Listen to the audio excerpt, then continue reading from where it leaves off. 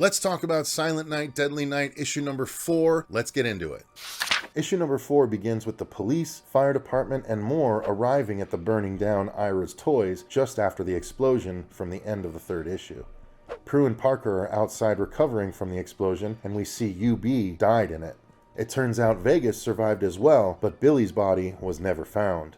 Parker and Prue realize the last place that he would go would be the orphanage, so they take off to try and get there first. Right after that, we see that Ricky was actually just out back of the toy store right as the explosion happened, so he didn't get caught inside of it.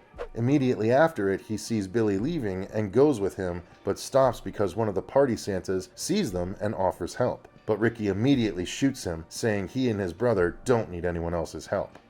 At the orphanage, Spike and one of his cronies are attacked by a black-eyed, psychotic Stewie, who slashes the crony and makes Spike piss himself. The crony fights Stewie off, and they manage to lock him in the next room so they can get help.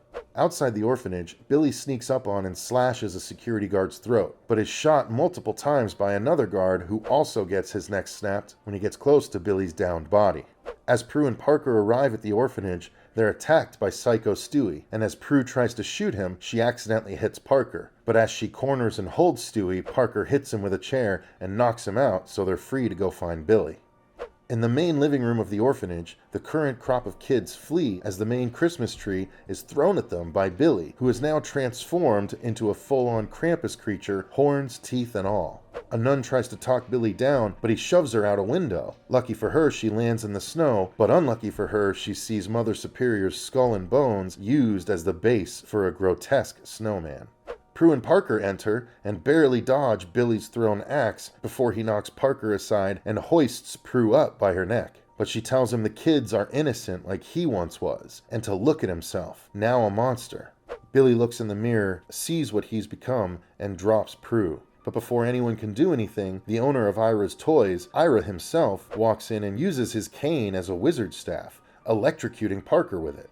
Prue holds a gun to Ira's head, but he melts it with his hand before explaining to everyone that he's been watching Billy his entire life, guiding him silently along the way. Just as Ira opens a portal in order to take Billy Krampus with him, Ricky suddenly shows up and shoots Ira, trying to help his brother. Billy Krampus approaches menacingly, but ultimately recognizes Billy. Ira then impales Billy on a spear, causing Billy Krampus to attack him and fight him off. Ira opens a new portal to try and kill off the kids, but Stewie attacks suddenly, and Billy shoves Ira into the portal himself, it closing behind them both. Stewie wakes up and is okay now, and everyone has a sudden, uneasy peace. Like for part 5.